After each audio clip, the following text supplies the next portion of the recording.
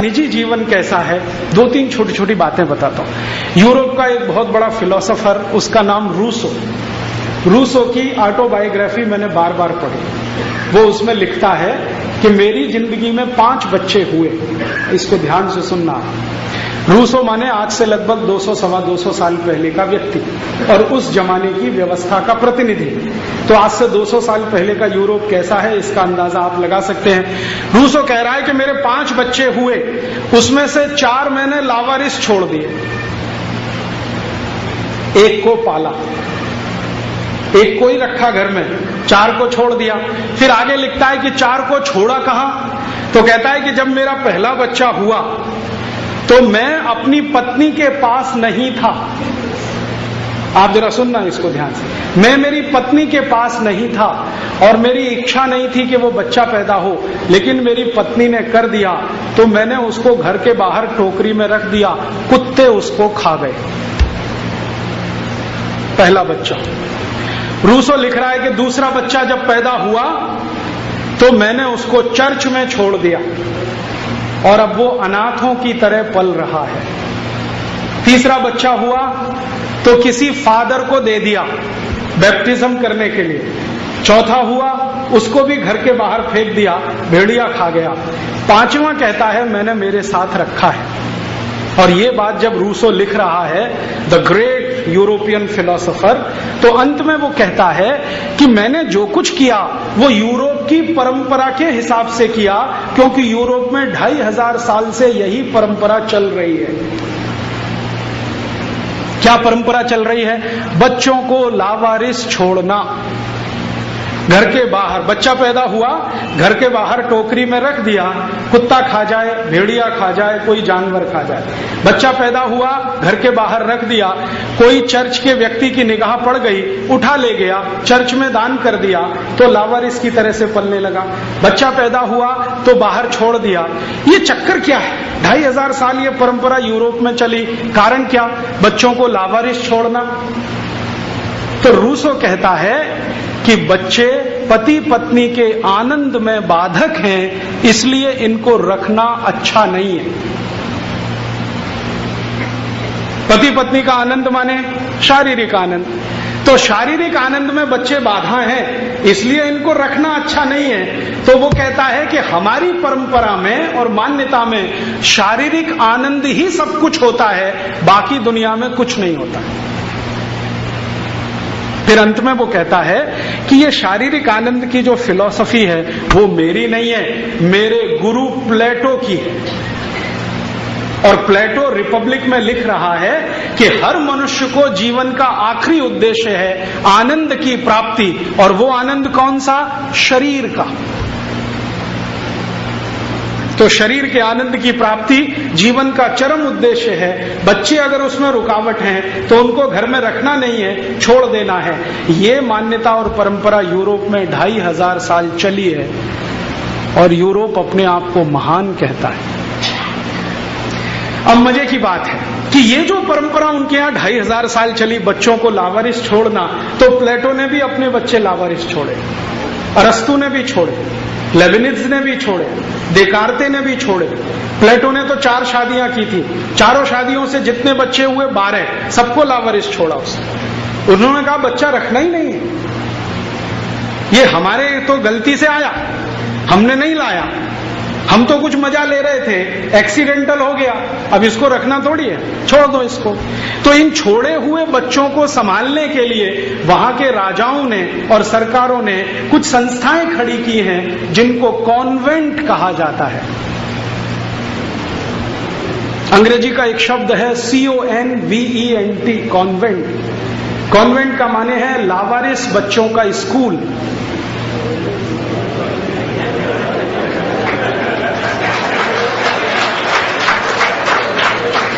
Europe की पुरानी पुस्तकें जब आप पढ़ेंगे ना तो बहुत सारी कॉन्वेंट संस्थाओं का वर्णन है उसमें। ये कॉन्वेंट, वो convent, Michelle convent, Jesus convent, Mary convent, फलाना कॉन्वेंट। ये सब कॉन्वेंट माने लावारिस बच्चों के स्कूल, क्योंकि बच्चों को माँ बाप पालते ही नहीं।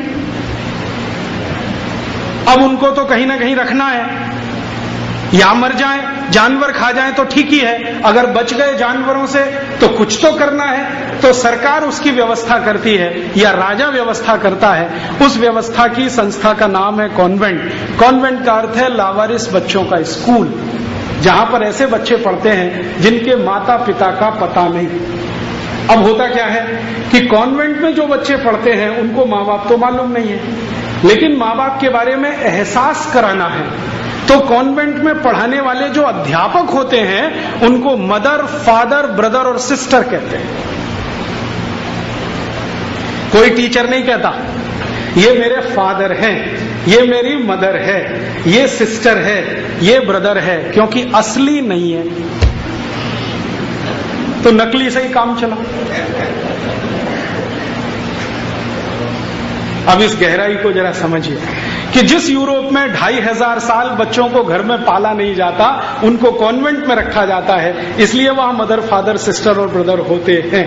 अब भारत में अंग्रेज आए तो उनके साथ कॉन्वेंट स्कूल भी आए।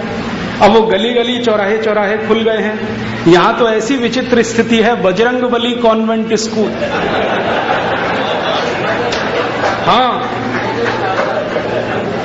दिखाऊं आपको, चलिए मेरे साथ। सरस्वती देवी convent school, Santoshi Mata convent school, भगवान भला करे इन सब लोगों का, महावीर स्वामी कॉन्वेंट स्कूल अभी बंबई में खुल गया, बेंगलोर में खुल गया और जैन लोगों ने खोला महावीर स्वामी कॉन्वेंट स्कूल। महावीर स्वामी का इस कॉन्वेंट से क्या लेना देना है?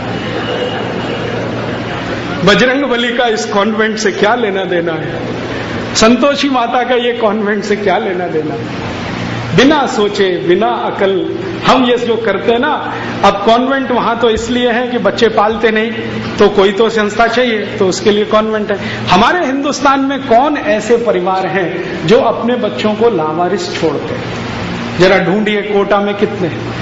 गलती से अगर किसी बच्चे के माँ बाप का देहांत हो जाए कम उम्र में, तो उसके चाचा चाची, ताऊ ताई, मामा मामी, मौसा मौसी, बुआ फूफा सब तैयार हैं उसको रखने के लिए। यहां तो कोई अनाथ होता नहीं, यहां तो कोई लावारिस होता नहीं। और जिस देश में अनाथ और लावारिस नहीं है वहां कॉन्वेंट स्कूल क्यों है? परिणाम अब जानते हैं क्या हो रहा है? हमारे बच्चे कॉन्वेंट में जाते हैं तो उनको तो अंग्रेजी परंपरा से मदर फादर ही सिखाया जाता है कि देखो ये जो व्यक्ति है ना, ये फादर है, ये मदर है, एक घर में है असली, दूसरा है नकली। और भारतीय परंपरा पता है क्या है? हमारी परंपरा है कि एक बच्चे की दो माताएं तो हो सकती हैं, बाप दो कभी नहीं होते।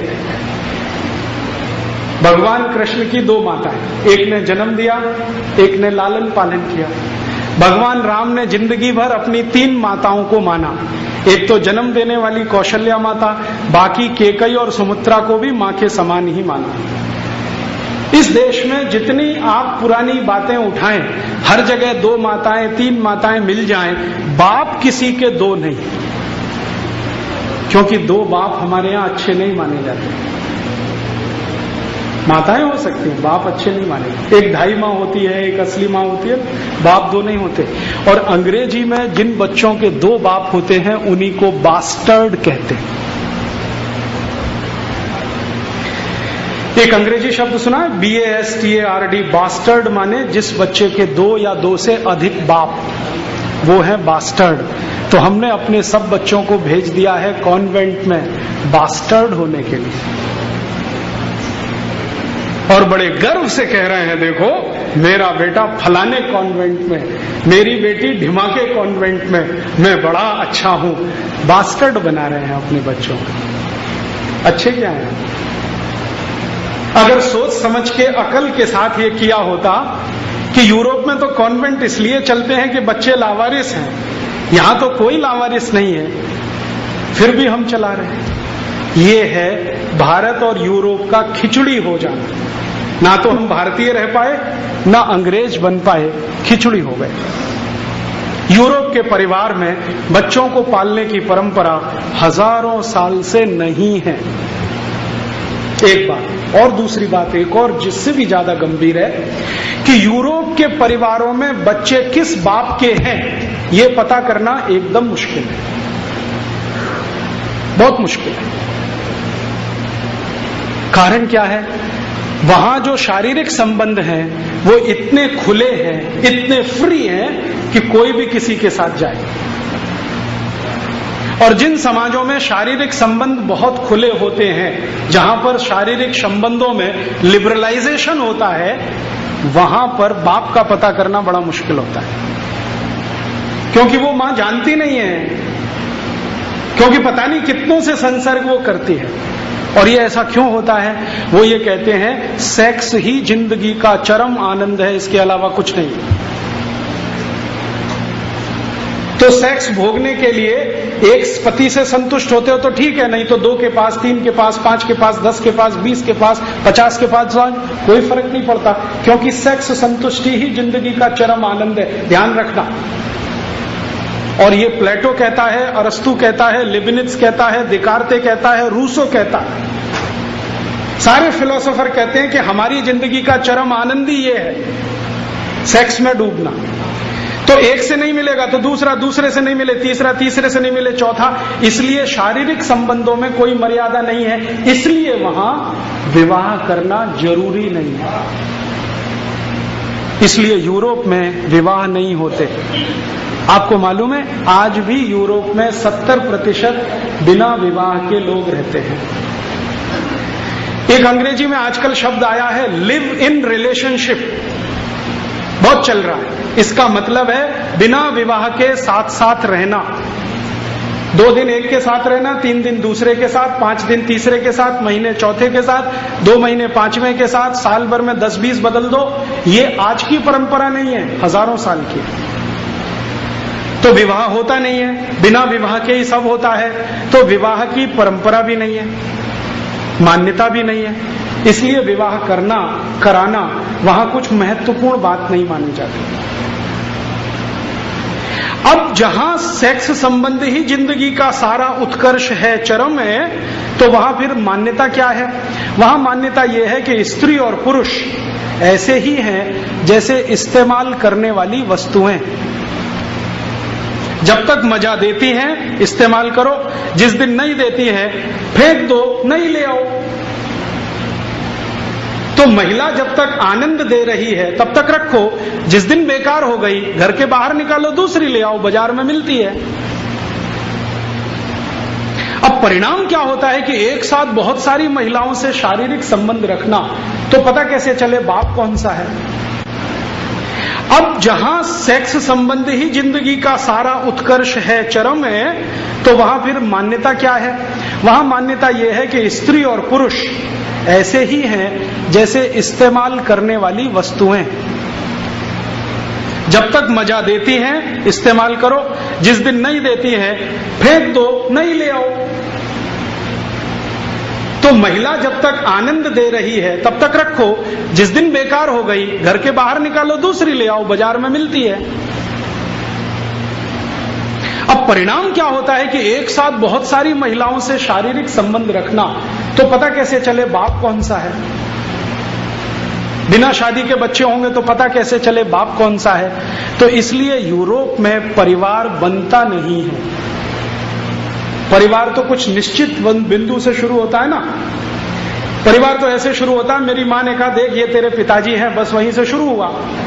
वहां कोई माँ ये कह नहीं सकती कि ये तेरे पिताजी, पता ही नहीं है उसको कौन सा पिताजी है। और ये 1-2 साल नहीं रहा है, 2500 साल ये रहा है। और 2500 साल में कम ज्यादा होता रहा। आज भी 2006 में यूरोप में यही चल रहा है।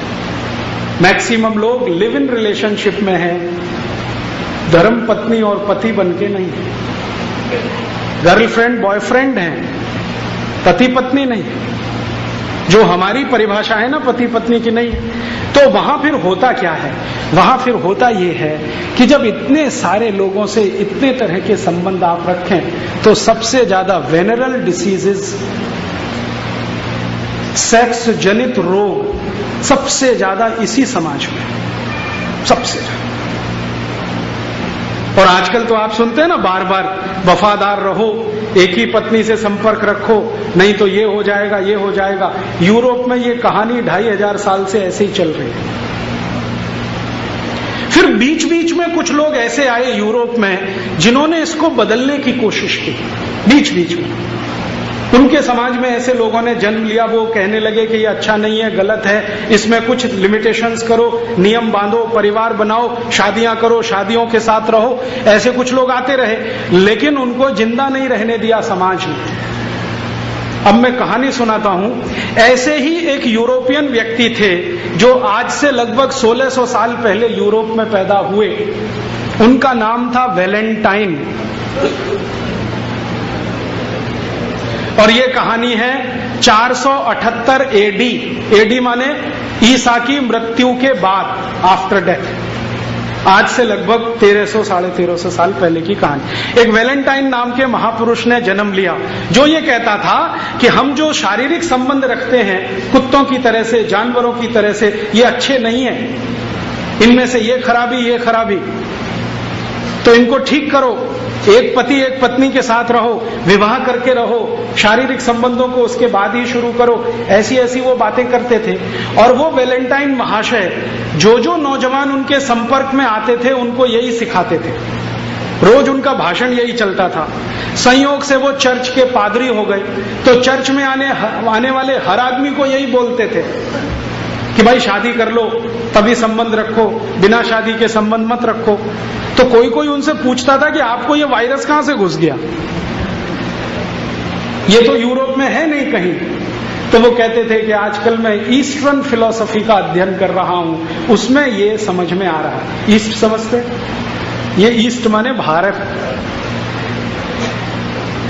आज से 1600 साल पहले, 1700 साल पहले का भारत, पूरा ईस्ट लगभग वही था। चीन में भारतीय सभ्यता, बुद्धिज्म। इंडोनेशिया, मलेशिया में भारतीय सभ्यता, बुद्धिज्म। जितनी दूर तक नजर जाती है ईस्ट और फार ईस्ट में, सब जगह भारत और भारत ही था। ये बाउंड्री तो अभी बनी। तो वो कह रहे हैं कि मैं आजकल ईस्टर्न फिलॉसफी का अध्ययन कर रहा हूं और मुझे लगता है कि वो परफेक्ट है। उसी के लिए मैं चाहता हूं कि आप ये मानो। तो कुछ लोग मानते थे। तो वो वैलेंटाइन पता है क्या करते थे? चर्च में बच्चों की शादियां कराते थे। चर्च में बच्चों की शादियां कराते थे, और एक दो नहीं, उन्होंने सैकड़ों शादियां कराई। जिस समय ये वैलेंटाइन हुए उस समय रोम में एक राजा था, उसका नाम था क्लॉडियस। बड़ा राजा था, सम्राट है, चक्रवर्ती सम्राट। क्लॉडियस ने कहा कि ये जो आदमी है वैलेंटाइन, हमारी यूरोप की परंपरा को बिगाड़ रहा है। हम बिना शादी करके रहने वाले लोग, मौज मजे में डूबने वाले लोग, और ये सबको शादियां करवाता फिर रहा है। तो क्लॉडियस ने एक दिन आदेश दिया कि वैलेंटाइन को पकड़ के लाओ। तो गया वैलेंटाइन को पूछा, तुम ये क्या गलत काम कर रहे हो, अधर्म फैला रहे हो, अपसंस्कृति ला रहे हो, हमको ये मंजूर नहीं है, वगैरह वगैरह। तो उसने कहा कि मुझे ऐसा लगता है कि यही ठीक है। तो क्लॉडियस ने उसकी एक न सुनी और उसको फांसी की सजा का आदेश दे दिया। तो 14 फरवरी सन 498 को वैलेंटाइन को फांसी हो गई।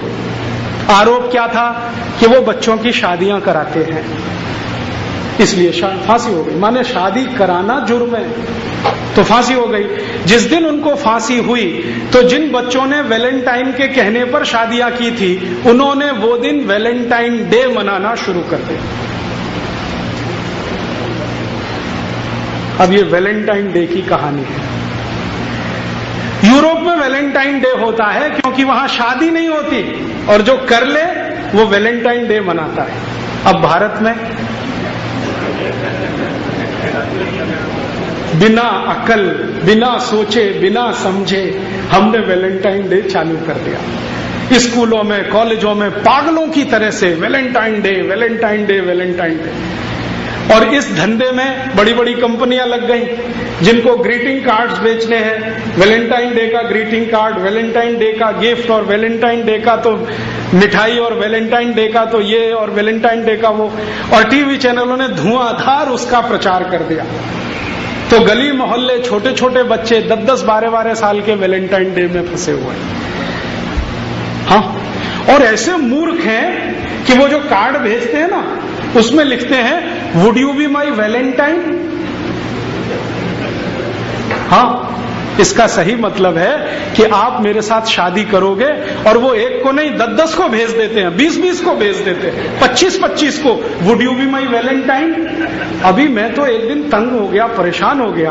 बंबई में मैं एक सज्जन के घर खाना खाने गया, तो उनके घर में एक दादाजी हैं, दादाजी 65 साल के, उनको 25 ग्रीटिंग कार्ड आए हैं, लिखा हुआ would you be my Valentine. लिखने वाले कौन है? 15-20 साल के लड़के लड़कियां, वो दादाजी को वैलेंटाइन बना रहे हैं। मूर्खों को पता नहीं है कि वैलेंटाइन होता क्या है।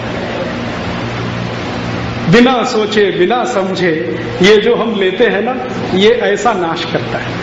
तो यूरोप की तकलीफ है, वहां शादियां नहीं होती हैं। शादी कराने वाला कोई पैदा हो जाए तो उसको फांसी हो जाती है, इसलिए वो कभी कभी ऐसे लोगों को याद करने के लिए कुछ सेलिब्रेट करते हैं। हम उनकी नकल करें ये बिल्कुल जरूरी नहीं। ऐसा है यूरोप। थोड़ा आगे चलें, बहुत इंटरेस्टिंग बात। यूरोप में जो प्लेटो है ना, उसकी रिपब्लिक पुस्तक में बार बार वो ये कहता है कि जो स्त्री होती है ना, स्त्री, उसमें आत्मा नहीं होती। जरा ध्यान से सुनना आप उसको। स्त्री में आत्मा नहीं होती, पुरुष में ही आत्मा होती। तो स्त्री क्या है? तो प्लेटो कहता है कि जैसे मेज है, कुर्सी है, टेबल है, फैन है, वैसे स्त्री वस्तु जैसी है। जब चाहो फेंक दो, जब चाहो उठा लो, उसमें आत्मा नहीं होती। वही प्लेटो अपनी किताब लॉज में लिखता है कि चूंकि स्त्री में आत्मा नहीं होती, इसलिए वो सत्य असत्य का विवेक नहीं कर सकती। क्या सत्य है, क्या असत्य है, क्या करने लायक है, क्या करने लायक नहीं है, तो उसका भेद नहीं कर सकती। इसलिए न्यायाधीश को आवश्यक है कि किसी स्त्री की बात को ना सुने। तो यूरोप में कानून बना कि कोई भी मुकदमे में स्त्री की गवाही स्वीकार नहीं की जाएगी। ये कानून बना यूरोप में, और ये कानून 1950 तक लागू रहा। आज से मात्र 60 साल पहले तक या 55 साल पहले तक ये पूरे यूरोप में, France, Germany, Sweden, Switzerland, Denmark, Norway, Belgium, सब देशों में ये कानून कि स्त्री की गवाही अदालत में स्वीकार नहीं होगी। 1950 में आके इस पे बवाल हुआ, क्योंकि वो कहते हैं ना स्त्री में आत्मा नहीं है। तो स्त्री में आत्मा नहीं है तो फिर यहां से बहुत कुछ शुरू हो जाता है। तो स्त्री संपत्ति की अधिकारी नहीं है, स्त्री फैसले लेने की अधिकारी नहीं है, स्त्री घर में वस्तु के जैसी है, सजावट के लिए रखो, जब खराब लगे तो बदल दो। माने खरीद बेच की वस्तु है, बदलने की वस्तु है। और 1950 तक तो यूरोप की बैंकों में महिलाओं को बैंक अकाउंट खोलने का अधिकार नहीं था। 1950 तक ये जो बैंक ऑफ अमेरिका है ना, ANZ, ग्रिंडलेज, स्टैंडर्ड चार्टर्ड, इन सभी बैंकों में अप टू 1950s कोई महिला का अकाउंट नहीं था, सब पुरुष के अकाउंट। महिला अकाउंट खोल नहीं सकती, ऑपरेट नहीं कर सकती। क्यों? उसको आत्मा नहीं है, तो समझ नहीं है, तो बुद्धि नहीं है, तो सत्य असत्य का विवेक नहीं है। ये उनकी मान्यता। तो न्याय व्यवस्था में, कानून व्यवस्था में, शिक्षा व्यवस्था में, पारिवारिक व्यवस्था में स्त्री हमेशा वहां नीचे नीचे और नीचे रही। और स्त्रियों पर इतने अत्याचार हुए हैं जिसकी आप सुने कहानी तो आपकी आंखों से खून के आंसू निकल आए। इंग्लैंड में 2500 साल स्त्रियों के लिए एक परंपरा बनी है। वो परंपरा क्या है कि अगर किसी स्त्री को पुरुष ने छोड़ दिया तो वो किसी काम की नहीं है। अब उसको क्या करो, लाठियों से पीट के या तो मार डालो या उसका मर्डर कर दो, नहीं तो वो विच हो जाएगी। विच समझते हैं? डायन, WITCH, विच माने डायन। नहीं तो वो डायन बनेगी और समाज को खराब करेगी। तो जिस स्त्री को पुरुष ने छोड़ दिया, या तो पत्नी के रूप में, या रखेल के रूप में जिसको कैप्ट कहते हैं, या कॉल गर्ल के रूप में, या वैश्याओं के रूप में, उन सब स्त्रियों को जलाकर मार डाला। आप सोच सकते हैं, एक दो नहीं, लाखों को। और यूरोप की इतिहास की किताबें भरी पड़ी हैं कितने स्त्रियों को किस देश ने जलाया, किस साल में। इंग्लैंड में कितनी जलाई गई, स्कॉटलैंड में कितनी जलाई गई, न्यू साउथ वेल्स में कितनी जलाई गई, फ्रांस में कितनी जली, बेल्जियम में कितनी, जर्मनी में कितनी। फिर इन सब स्त्रियों ने इकट्ठा होके एक अभियान शुरू किया और उसका नाम है वीमेन्स लिबरलाइजेशन, स्त्री मुक्ति। फ्रांस में एक बहुत बड़ी लेखिका हुई, उसका नाम था सिमोन द बोवार। बहुत बड़ी लेखिका है, फिलोसोफर है। फ्रांस का एक बहुत बड़ा फिलोसोफर था जियां पाल सार्त्र, जो रूसों के समकक्ष माना जाता है। तो जियां पाल सार्त्र की शिष्या थी सिमोन द बोवार। उसने एक अभियान शुरू किया फ्रांस से, जो धीरे धीरे सब यूरोप के देशों में फैला कि स्त्रियों को अधिकार दो, बैंक अकाउंट खोलने का अधिकार दो, संपत्ति का अधिकार दो। आपको सुनकर आश्चर्य होगा कि जो देश अपनों को पार्लियामेंट्री डेमोक्रेसी का जनक कहते हैं ना, उन देशों में 1400 साल स्त्रियों को वोट देने का अधिकार नहीं था, क्योंकि उसमें आत्मा नहीं है, वो सत्य असत्य को समझती नहीं। 1400 साल वोट नहीं देने दिया उन्होंने। तो सिमोन द बोवार ने कहा कि इनको वोट देने का अधिकार मिलना चाहिए, संपत्ति का अधिकार मिलना चाहिए, इनको बराबरी मिलनी चाहिए, पुरुष के बराबर इनको माना जाना चाहिए। और ये आंदोलन वर्षों वर्षों चला, जिसमें काफी स्त्रियां मारी गई, उनको पीटा गया, अत्याचार हुए। अंत में जाकर थोड़ा सफल हुआ जब कुछ देशों ने स्त्रियों को वोट अधिकार दिया, कुछ देशों ने बैंक अकाउंट खोलने का अधिकार दिया, कुछ देशों ने उनको आगे आगे पुरुष के बराबर माना। अदालत ने उनको स्वीकार किया कि हाँ, ये भी गवाही दे सकती है, वरना तो। और थोड़े दिन तक कुछ देशों में पता है क्या चला, अदालतें क्या करती थी, एक पुरुष की गवाही 3 स्त्री के बराबर। हाँ, एक पुरुष की गवाही 3 स्त्री के बराबर। और जो पुरुष ये कह दे कि ये स्त्री बदचलन है, तो उस स्त्री की कोई गवाही स्वीकार नहीं। ऐसी स्थिति। तो परिणाम क्या हुए, इन देशों ने पिछले 50 साल में कानून बनाए, कानून बनाकर स्त्रियों की स्थिति को सुधारने की कोशिश की। और वो सुधरते सुधरते थोड़ी बहुत आई है, लेकिन अभी भी पूरी नहीं आई है। आपको मालूम है, अमेरिका में स्त्री राष्ट्रपति नहीं हो सकती। आपको मालूम है ये बात? आज भी नहीं हो सकती। 21वीं शताब्दी में अमेरिका जा रहा है, वहां कोई स्त्री राष्ट्रपति नहीं हो सकती। और अमेरिका का पिछले 200 साल का इतिहास उठा लीजिए, एक भी स्त्री राष्ट्रपति नहीं हुई, आगे भी नहीं होगी। अमेरिका में कितना ही लंपट पुरुष हो, राष्ट्रपति हो सकता है। लंपटों का सरदार, champion of extra marital affairs, गुंडा, बदमाश, चोर, उचक्का, बेईमान, लुच्चा, लफंगा, कोई भी प्रेसिडेंट हो सकता है, लेकिन एक सद्गुणी स्त्री राष्ट्रपति नहीं हो सकती। ये है असलियत यूरोप और अमेरिका। अब हमारे यहां क्या हुआ कि उनके यहां तो ये समस्या थी, हमने उसको नकल किया। और नकल करके क्या कर दिया, हिंदुस्तान में भी स्त्री मुक्ति आंदोलन शुरू हुआ। हाँ, और जोरदार। और वो स्त्री मुक्ति आंदोलन के कुछ नेता हैं इस देश में, जिनसे मैं मिल चुका हूं। मैं उनसे पूछता हूं, स्त्री मुक्ति क्या है? सिगरेट पीना स्त्री मुक्ति। जैसे पुरुष पीता है ना, हम भी पिएंगे, स्त्री मुक्ति। शराब पीना स्त्री मुक्ति। पुरुष के साथ बैठकर शराब पीना स्त्री मुक्ति। पुरुष के साथ बैठकर सिगरेट पीना स्त्री मुक्ति। पुरुष जैसे कपड़े पहनता है वैसे पहनना स्त्री मुक्ति।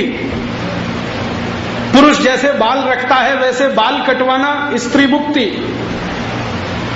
हमने ये तमाशा शुरू कर दिया इस देश में, बिना सोचे बिना समझे, मूर्खों के मूर्ख, कूड़ मगज। हम स्त्री मुक्ति में लगे हुए हैं। उनको शराब पिला रहे हैं, सिगरेट पहना रहे हैं, जीन्स पहना रहे हैं, टॉपलेस शर्ट पहना रहे हैं। और अब तो इतनी बुरी हालत हो गई है, कुछ विश्वविद्यालय इस देश में ऐसे हैं जिन्होंने स्त्री मुक्ति के नाम पर आंदोलन चलाया है, ब्रा नहीं पहनना, क्योंकि स्त्री मुक्ति। जैसे पुरुष रहता है ना, ऐसे रहना, स्त्री मुक्ति।